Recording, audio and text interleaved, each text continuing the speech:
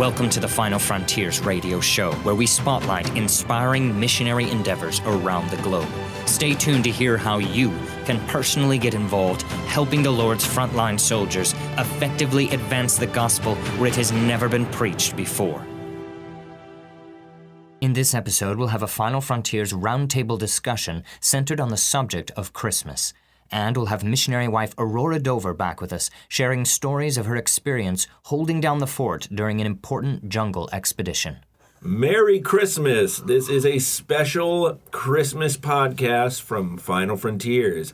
I'm Daniel Nelms. And this is Joshua Martin. I'm here today. And it's Michael Horn. And I'm John Nelms. Merry Christmas to everyone. We hope you're all in the blessed season, ready for celebrating the birth of our Lord Jesus Christ. Today, I'm going to start off with just wanted to say thank you to those who sponsor our National Church Planners and our Touch Life Children and our various other ministries. I just want to bring to you just a little bit of uplifting reports from some of the preachers who received some motorcycles over in India. Some of our sponsors had given special gifts just for them to receive these. If you're a sponsor of a national preacher and you didn't know, yes, you can. You can buy them a motorcycle, or if you want to buy them some Bibles, training materials, pretty much anything. If you want to do that, just let us know. Give me a call and we can get that sorted out so that they'll receive those gifts that you want to get for them, and that can happen at any time of the year. So this first report comes from Sumanth Karivaya. He's over in India, and he writes, "Dear sponsor, my wife and I thank you for the gift of motorcycle. We are so proud. My wife never even dreamed that she would one day will ride with me. Now we are able to visit together to villages where there are no restrictions to men. Besides, I'm able to conduct Sunday service without fear of being late, and this vehicle will help me to evangelize more of villages. Thank you so much." Hopefully that made some sense. Obviously, when they translate from Indian, some of the words get a little confusing, but they were definitely blessed to receive that motorcycle. And that's all for the cause of church planting. Yes. It allows them to get out to other villages, reach out further from where they're at. And as he said, he can now take his wife with him, which allows him to minister to the women as well as the men in the villages. It's also a good testimony. You know, the truth is, I learned years ago that none of these Indian pastors go out by themselves. They always take their wife. And the reason for that, I mean, it sounds sweet to us, but they have a purpose in it. In India, the culture is so much that a woman is not supposed to speak to a man that's not her husband. So if you as a preacher or a church member, you're going out, say, knocking on doors, as we would say, a woman is not going to come to the door to greet you because a neighbor will see that and then will tell her husband, "I saw your wife talking to a man today." The husband is liable to beat her or even to kill her under the suspicion that she's been unfaithful to him now. So the way for them to evangelize is they have to take their wife with them so that the wife can talk to a woman and the pastor can talk to a man. It's amazing how different cultures have such disparaging things from us, and why it makes it so hard for us to realize that there are these differences. And if we go over there trying to witness ourselves, we would just get ourselves into a lot of trouble. But getting the motorcycle for them, it really is. We look upon a motorcycle in here almost like a luxury item, or, you know, a toy. What do you say when a man's starting to get old, he starts spending money? Midlife crisis? Midlife crisis. Yeah, I'm already past that. We look at motorcycles that way, but they look at them as better than walking and cheaper than having to buy a car since they can't afford a car. But when you see a preacher who saturated his area for the gospel, and now he wants to move out of that area to another village 5 miles down the road or 20 miles down the road, he can't do it unless he has a way to get both he and his wife there. He can't just do it on his own. So whoever the sponsors were that gave the gifts of these funds for motorcycles, they probably had no idea the impact that gift gives. You didn't buy that preacher a toy or a luxury item. You bought him something that allows him to really take the gospel beyond his borders. Yes. What a Christmas gift. Most definitely. Thank you so much for doing that for them. I'll tell you something else about motorcycles that I learned with Solomon Beecher. We went out to a village way out, monkeys hanging from the trees and that sort of thing, you know. And we were meeting preachers, and as we were driving back, Solomon mentioned to me that some of the men needed motorcycles because they're walking everywhere they go. And I thought, well, yeah, with a motorcycle, they can get to where they're going faster, but motorcycles are expensive. What are they, Mike? Usually $1,250. $1,250. I said, why don't we just get them bicycles? That's like $100. So, you know, it's 12-to-1 ratio. And he said, well, bicycles aren't fast enough. I said, well, I mean, they can take their time getting to the next village. As a bicycle's faster than walking. And he said, yeah, but a bicycle's not faster than a bear. I said, what? He said, there's bears in these forests. He said, we've had pastors walking in the night who've been attacked by bears and killed by them. I said, well, then they really need a bicycle. He said, no, a bear's faster than a bicycle. Right. He said, if you want to save the life of the evangelist, they need to have a motor scooter because motor scooters are faster than bears. Well, I never knew that before, but that, I guess, is a good thing to know if you're out in the jungle. Yes. Our next one is from Okifi Longino, and he's over in Nigeria. He just writes a little thank you letter to his sponsor for the motorcycle he received. He says, my dear ministry partner, I would to thank you for the additional gift you have given for me for bringing motorcycle. Thank you. I am very much thankful for your motorcycle. And then he sent a picture along with it. So just a short, brief one, but definitely a blessing to him and his ministry over there in Nigeria. That's handwritten then, isn't it? Yes. So sorry for the pauses there. I'm trying to read the handwriting. Gets a little difficult sometimes. Well, these are some great Christmas gifts to give out at this season. That is so good to hear. They don't celebrate Christmas like we do, although when you travel, you start to see Christmas trees and lights. Daniel and I were talking about that yesterday. All around the world, they're starting to celebrate Christmas just like Western culture. It's odd. It didn't used to Buying be presents, that way. going into debt, all that good stuff. Yeah, exactly. They're copying that. But these are great gifts to give out to these preachers. And this is also the season where we're seeing all those gifts go out for the Touch of Life kids, too. Yeah, so we've sent out a multitude of gifts. Usually at least 50% plus of kids will receive gifts from their sponsor. Also, thank you to those who gave to our Gospel Stocking Fund. That allows us to give gifts to the other children so that when these gifts are being handed out, it's not 50% of children receiving gifts and the other 50% are like, why didn't I get anything? Obviously, you can imagine for a child that's somewhat heartbreaking, but with the Gospel Stocking Fund, we're able to get gifts for all of them. So they all are able to celebrate the birth of Jesus and feel the love of Christ from you who gave for them. It is special. I know every sponsor can't give. They've got burdens financially on themselves. I mean, we're grateful to the sponsors just for supporting a child. My wife came from Honduras. She was raised in a little village with about 10 or 15 houses, dirt floor. They were so poor they didn't even have an outhouse. They just had the trees behind the house in the forest.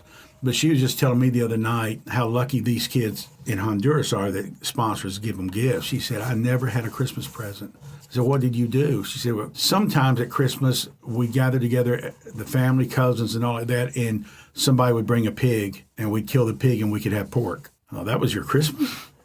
It was. That was all she had, but to her, it was a delight. I heard of a family once in Honduras. They said that at Christmas, they each got an apple. Yeah. And they were so delighted to get an apple. Like, wow. Did that fall out of the sky? Because apples are not common down there, and they're really kind of expensive. So That was Novia. That was Novia's family? Yeah. Oh, my goodness. Your wife. So it's we're grateful to the sponsors who make Christmas even more special for the kids by sharing with them. Yes. Now you're going to be down in Honduras this Christmas? Yeah, I leave on Friday. Be there Christmas and New Year's. You going to play the part of Santa while you're down there for the children? I'm better at playing the part of Buddha with my bald head and all. But no, we're going to put up a security fence around the new property we bought, and also build a pig pen and some chicken houses, a chicken run. We're hoping to get about 200 chickens, fryers and layers. This will be a great benefit for our feeding centers. We're feeding about 1,000 kids down there now. Probably 500 or 600 of them day to day, and the other 400 on Sundays at church. And so having chickens and eggs will save us a lot of money. We have 7 feeding centers, but we only have 2 kitchens. And so one feeding center cooks for 6 other feeding centers. And so when you're doing that, you tend to have scraps left over, and then the kids, after they eat, some of them don't eat all the food on their plate, so we can scrape that food off and use that to feed the chickens and the pigs. Right. It's almost going to be like having free chicken, free pork, and free eggs before it's over with. Yes. And the way you say that, I mean, right now we're sponsoring around 500 children down in Honduras, but we're currently feeding 1,000, so that's where this is definitely a benefit. Yeah. We need funds or we need self-sustaining food. So self-sustaining food, it definitely works out great. Yeah, we've done everything through funding, but there's always a limit to how much you can do. So the idea was, as you say, if we can become more self-sustaining, it may not be 100%, but if we can produce 20% of the food, then that saves 20%, or it gives us the ability to feed 20% more kids who aren't sponsored yet. And that's important. Not to mention the elderly. They have nobody taking care of them they live on the doorstep of death at all times, but just to be able to take them food to eat, boy, what a blessing that is. Sounds like you're going to have a great time for Christmas then. Can't wait. And while I'm there, we're going to be giving out all the gifts that were purchased for the kids. You'll get to see So, that. yeah, I've never been there when that's been going on. So that'll be great. If we're lucky and the internet's working good down there, maybe we'll get a little live stream going. That's a good idea. I'll have to. If the internet's working good, you can never guarantee if I can remember to call y'all and tell you when it's happening. So be on the lookout for that on our Facebook page, and make sure you find us there for our Facebook for Final Frontiers and Touch Life. If you want to find it on there, tal.world is our username for Facebook.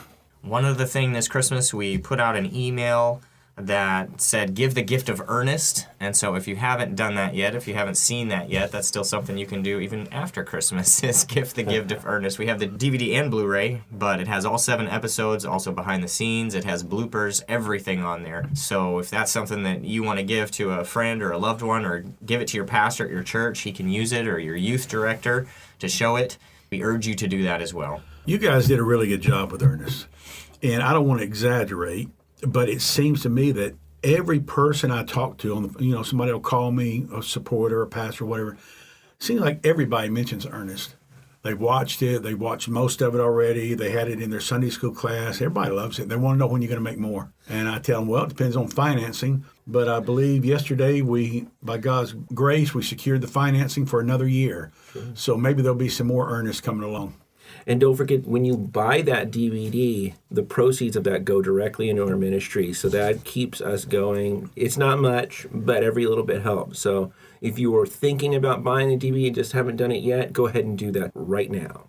So we thought we'd do something different and just sort of share our sort of ministry wish list with you guys. And I'll go ahead and start. One of the things that we could really use around here is a pickup truck. And I'm not talking about some brand new Ford F-150 or something like that. I mean, just an old beat-up pickup truck.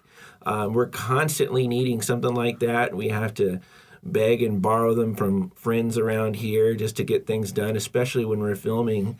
And it's an inconvenience from them. It slows us down. So if any of you have an old truck that you don't use but still runs, maybe we can make great use out of it. But we would accept a brand new Ford. Oh, absolutely. If you want to get us a brand new, like something like a Ford F-150 Platinum oh, yes. or Raptor, that would be really awesome. That would be great. It would be. What about you, Josh? What's your wish list? I would probably say we've talked about the idea of having an RV on the property that we have here, or a camper trailer. Yeah, something like that. So when we have a missionary come in, like we've had a couple guys from India come through this year, and we have to put them in a hotel, we have to pay that expense. It'd be nice to have something here on the property that's just right next door where we could put them. And also we have interest with interns. We have guys and girls that are wanting to get out of Bible college and come here for a month to 3 months or more. And that would be nice to have somewhere where we could put them for just a temporary period of time when they're trying to study in the ministry. Yeah, because to come here, they have to rent a place to live. Right. Since we don't have a place for them, that's $500-600. It's running about $500, yeah. We have the potential of having interns here that we lose out on because we don't have a place for them to stay. That's a great idea. Michael? Good. Mine's a small one. It will be a boom mic. If you've been watching Ernest and behind the scenes, we're outdoors a lot, and a boom mic really helps me able to pick up the audio nice and close to Ernest when he's speaking, but stay out of frame. Otherwise, we're having to boost up the audio a lot from just the camera, and it does lose out a little bit on the quality, and it would certainly help and make the audio a whole lot better when we're filming. So, a smaller item, but a boom mic would be awesome. That's something we definitely really, really need. Even just in the studio, we need that when we're doing interviews in the studio. Something like that with a preamp and everything that you would need would run about $1,200 to $1,500. Definitely the ministry could use these things. Well, here at our ministry, we survive to help other people out. So most of the monies we raise, they just kind of pass through here on their way somewhere else. it leaves us sometimes in a position where we could do better if we had a little bit of help. And there are several things around here that we need to have replaced. Like in our kitchen, we have a stove that I think it was on the Ark with Noah. I'm not sure, but it certainly was soon after that. Office chairs, for the one I sit on is just, well, the poor thing with me sitting on it, what chance does it have? But still, it's just torn to shreds. And I looked to buy a new chair, but they're like $200. I can't justify spending $200 on something I'm going to sit on. But we have, buku things like that need to be done around here, whether it be a coffee maker or whatever. So send us your junk, and we'll make good use of it. Yeah, some of these things are used stuff, like the trailer idea. Yeah. I mean, if someone had something like that, an RV that you want to doesn't have donate. to be new. Right. If it runs, that would be great, so we could get it here.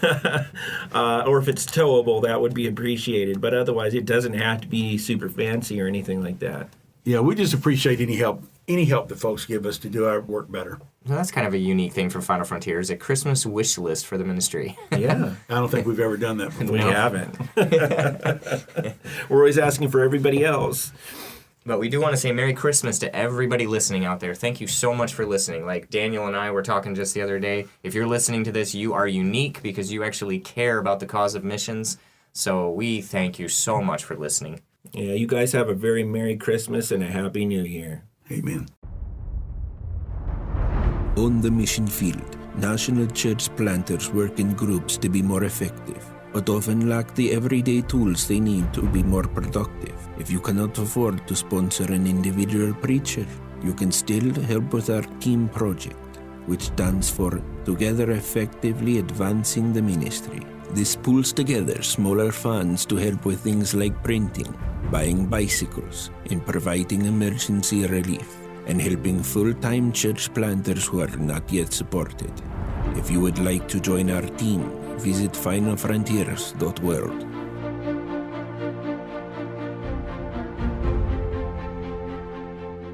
Hello, this is Joshua Martin, and today I have my sister back with us, Aurora Dover. She spent 10 years as a missionary in Peru, and now they are doing many things around the world. They're traveling, and they're teaching and talking all around the United States as well, trying to inspire missionaries. Right now, we're out helping at the missionary boot camp here in Missouri, and I wanted her to talk today about our last trip when Jason and I went after a new tribe in South America. It's a completely uncontacted tribe.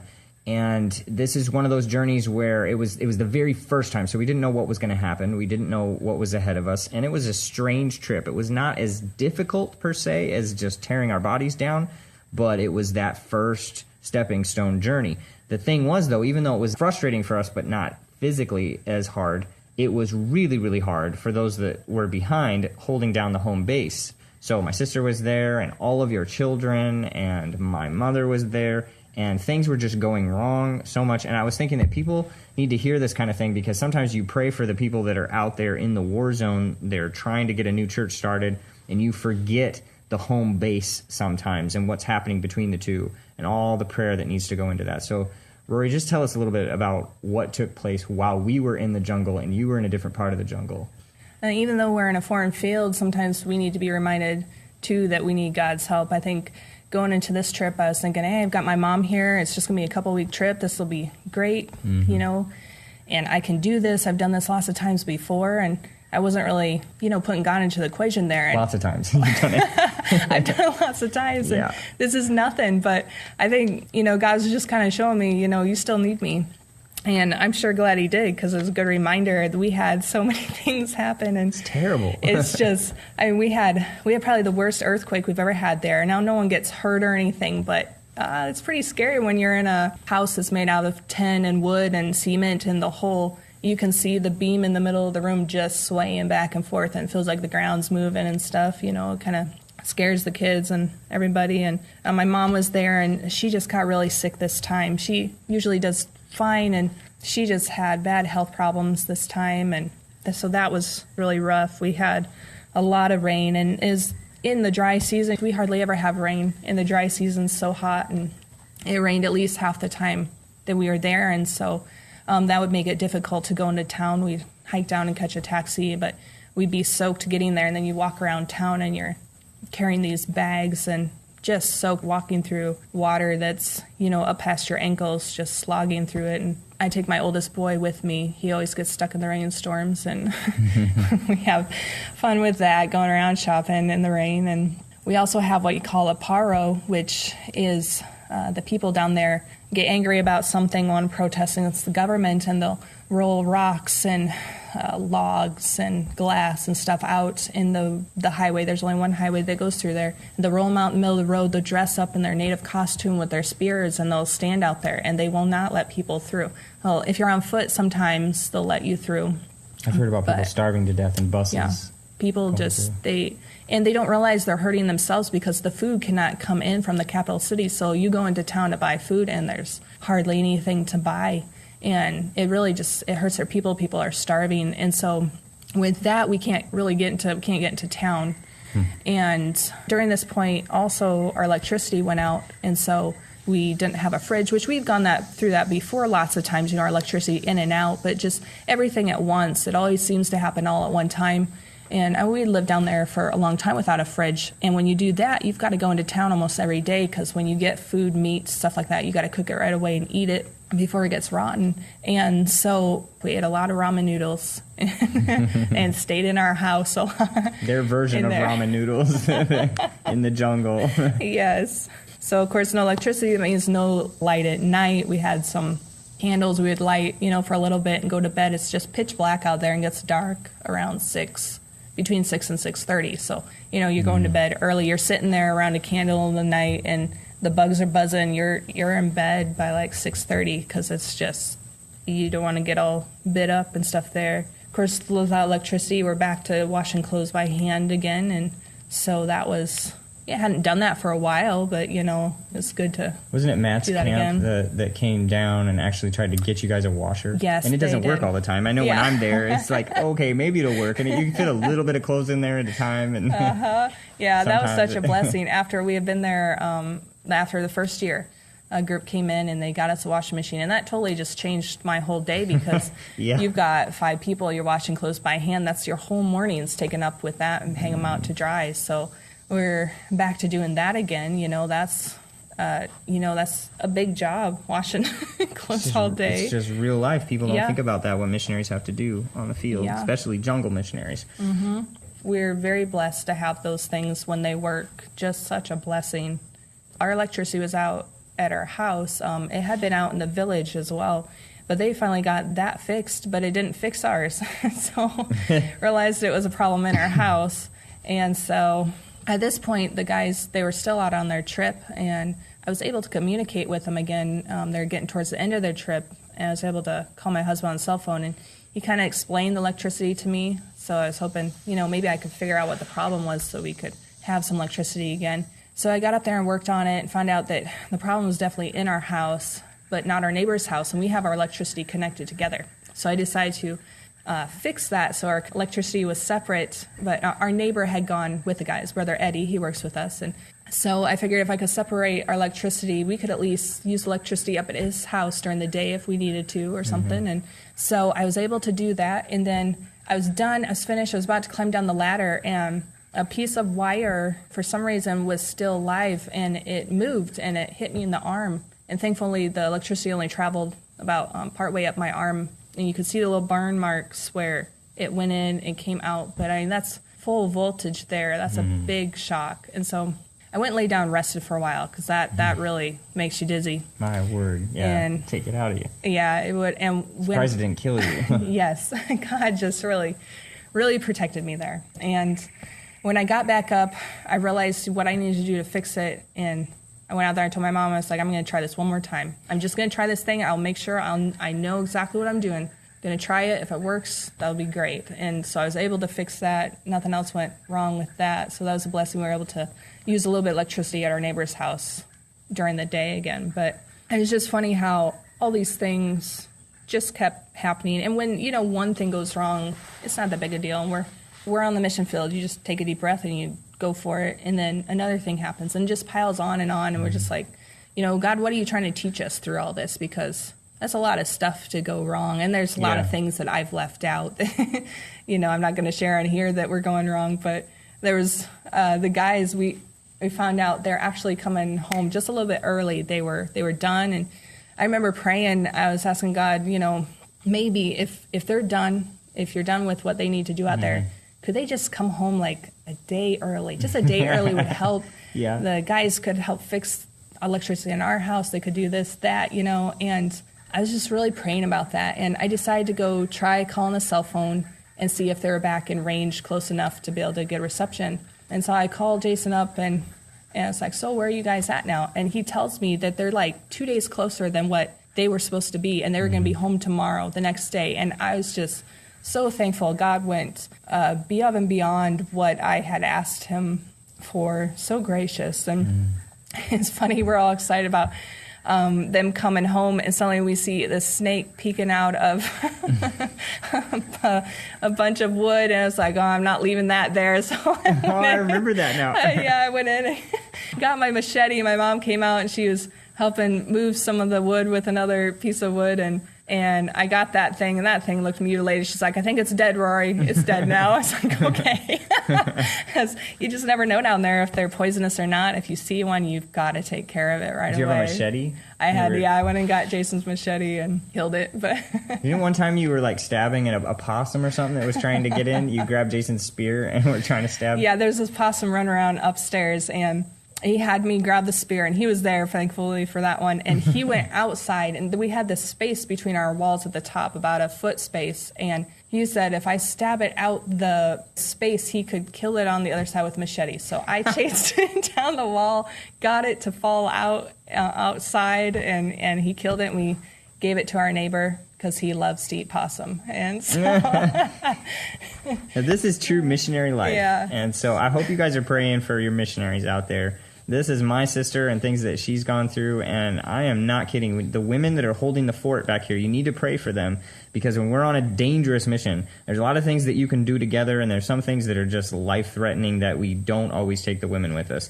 And so they're back here holding the fort, and this particular trip, they got attacked demonically. She's not telling everything that happened. There's just so much. And I can tell you, even on our way out back towards Lima, I was with the oldest daughter, taking her by bus. There wasn't enough room for us in the vehicle, and they were in the other car. And terrible accident up in this freak snowstorm, and you guys twisted and almost went off. Up in the Andes Mountains, it's crazy. And so just even a near miss right there. Yeah. So they could have died even in that. And things continued to go wrong all the way up until we got ourselves to Lima and out of there. It was so much happening. And it was just like the enemy really fought us trying to start this first trip after a new tribe and to make first contact and to try to get their people excited about reaching them. And it's something the enemy hates. And so he picked on them while we were gone. So please pray for your missionaries. In protected jungles around the world, there are still over 140 isolated tribes that have remained completely uncontacted. Who will reach them first? Loggers and oilmen with their guns, or peaceful ambassadors of Jesus Christ bearing the good news of salvation? These last remaining dark territories on Earth are extremely difficult to penetrate. If you are interested in partnering with us to help fund these expeditions, visit finalfrontiers.world.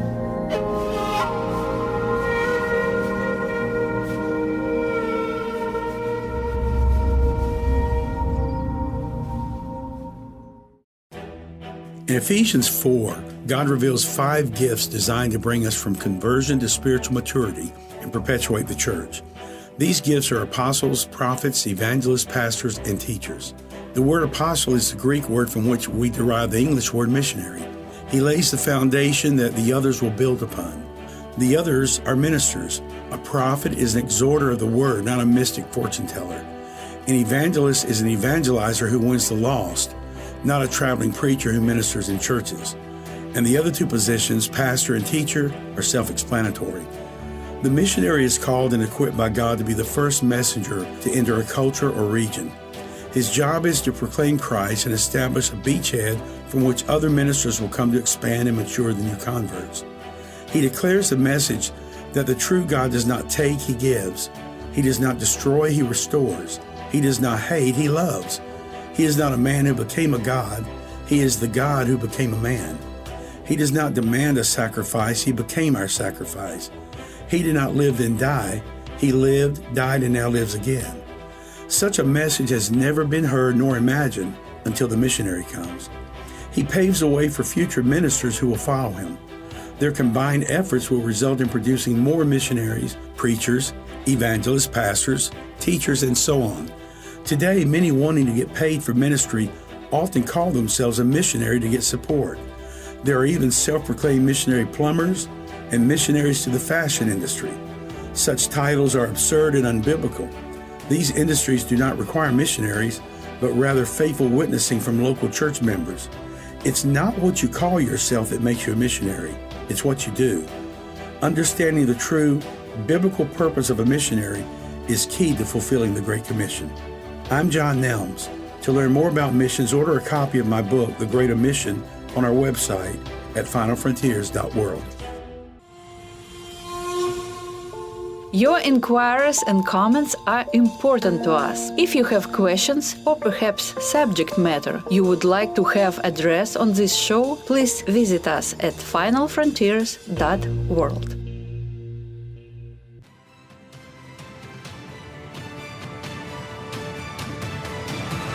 You've been listening to the Final Frontiers radio show, funded by sponsors like you. Thank you so much for joining us. Through the funding of national and native preachers, we endeavor to effectively advance the gospel where it has never been preached before. If you want more information, visit www.finalfrontiers.world. That's finalfrontiers.world.